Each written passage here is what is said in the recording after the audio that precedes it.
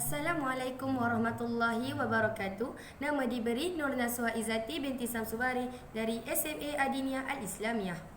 Andai patah sayap Raja Wali, bertongkat jua saya kemari. Saya kemari bukan mencari calon suami, tetapi untuk sama-sama kita mendalami, memahami dan menyelami sebuah karya berisi penuh dengan kata motivasi, iaitu Pelukis Jalanan oleh Temeh Abdullah. Izinkan saya menceritakan serba sedikit mengenai biodata penulis yang menarik perhatian saya. Menggunakan nama Temeh Abdullah sebagai nama pena dan merupakan seorang arkitek di sebuah firma di London dan mendapat kelulusan ijazah sarjana muda seni bina di United Kingdom. Menariknya naskah ini, Pelukis Jalanan adalah merupakan buku pertama karya Temeh Abdullah dan merupakan siri pertama dalam siri Jalanan. Buku ini diterbitkan oleh Imam Publication pada Januari 2016 dan merupakan buku kategori bukan fiksyen. Buku ini mengandungi 215 halaman muka surat dan mempunyai 11 bab. Buku ini telah memenangi beberapa anugerah seperti Johan Anugerah Pilihan Pembaca Popular BH 2017 kategori bukan fiksyen, MPH Best of 2017 kategori Malay Non-Fiction dan Emas Anugerah Kulit Buku Cantik 2018. Menariknya naskah ini, di dalam Penulis Jalanan, pembaca dibawa mengenali permulaan kisah kehidupan Temeh Abdullah sebagai pelajar A-Level. Temeh adalah pelajar cemerlang dan hasilnya setelah keputusan SPM diumumkan, Temeh ditawarkan program persediaan untuk keluar negara dengan tajaan sepenuhnya daripada penaja. Temeh dikehendaki menduduki A-Level dan memperolehi 12 poin untuk melayakkan terbang ke luar negara demi menyambung pembelajarannya ke peringkat ijazah. Ketika program A-Level, Temeh seakan-akan hilang fokus terhadap perkara pelajarannya. Namun, 2 bulan sebelum peperiksaan, Temeh tersedar tentang harapan keluarga yang diletakkan kepadanya. Maka, dalam masa 2 bulan sebelum peperiksaan itulah, Temeh berusaha kuat untuk menggantikan masa-masa yang terbuang selama ini. Akhirnya, keputusan A-Level diumumkan. Temeh memperolehi 11 poin, iaitu kurang 1 mata dari kelayakan yang ditetapkan oleh penaja untuk Temeh terbang ke luar negara. Diri terasa sangat kecewa kerana merasakan yang harapan keluarga terhadapnya punah sekelip mata. Walaupun Temeh sudah menerima tawaran dari universiti di United Kingdom, ia tidak bermakna tanpa pembiayaan dari penaja. Temeh bergelut sama ada untuk menyambung pengajiannya di universiti awal tempatan atau berhenti belajar dan seterusnya menyambung pembelajaran perniagaannya yang dimulakan sejak zaman persekolahan lagi. Jika ingin meneruskan pengajian di universiti awal tempatan, Temeh hanya boleh menggunakan keputusan SPM-nya saja. Ini kerana A-Level tidak diterima untuk kemasukan ke peringkat ijazah. Ini bermakna Temeh kena bermula dari awal dan pengajian A-Level-nya selama 2 tahun hanya sia-sia.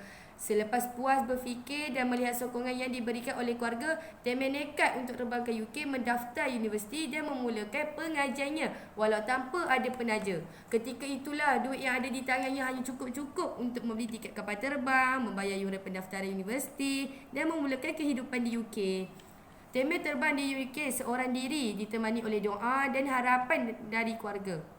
Di UK, Temeh bertemu semula dengan Ahmad, rakan baiknya. Di universiti, Temeh dan Ahmad sahaja pelajar Melayu yang mendaftar untuk jurusan arkitektur. Bermulalah kehidupan Temeh di sana sebagai pelajar tajaan sendiri. Berbagai dugaan dan cabaran dihadapi Temeh ketika di sana. Masalah duit, kerenah tuan rumah sewanya. Kesusahan Temeh untuk seimbangkan masa antara belajar dan juga bekerja demi menyara diri sendiri dan juga membayar yuran pengajian, kerana rakan sekelas yang mengkhianatinya ketika group assignment dan bermacam lagi. Ahmad tinggal di asrama kampus dan Temeh pula terpaksa menyewa sebuah bilik kecil di sebuah rumah. Disebabkan kerana tuan rumah yang sangat cerewet dengan pelbagai peraturan yang rigid, Temeh lebih banyak menghabiskan masa di bilik Ahmad. Di situlah Temeh mengulang kaji pelajaran, menyiapkan tugasan ataupun berehat melepaskan lelah. Temeh sangat berbakat dalam bidang lukisan.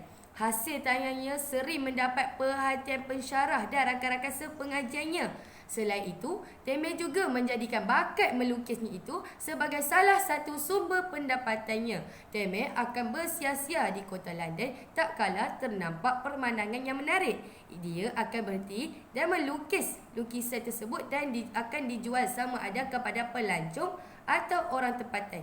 Itulah asal cerita bagaimana Temeh disebut-sebut sebagai pelukis jalanan. Dalam bahasa yang sama, Temeh juga membuat kerja-kerja melukis sama ada untuk syarikat atau orang perseorangan.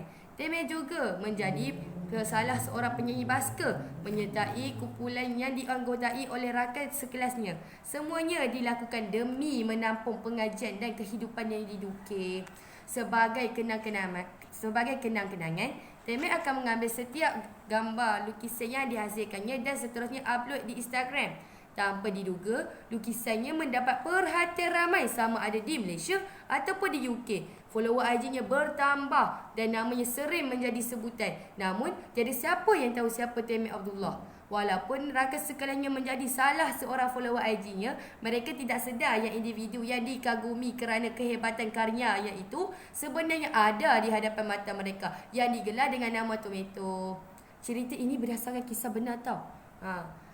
Pengajaran yang saya dapat dalam cerita ni, moral dia, janganlah pernah berputus asa untuk mencapai suatu impian. Temeh ada menyebut di dalam buku ini, dia menunjukkan bahawa bukan hanya ada satu jalan untuk berjaya. Janganlah berputus asa bila kita tengok satu jalan dan mustahil untuk dilaluinya. Ingatlah, if a plan A doesn't work, the alphabet has 25 more letters. Sekian daripada saya. Assalamualaikum warahmatullahi wabarakatuh.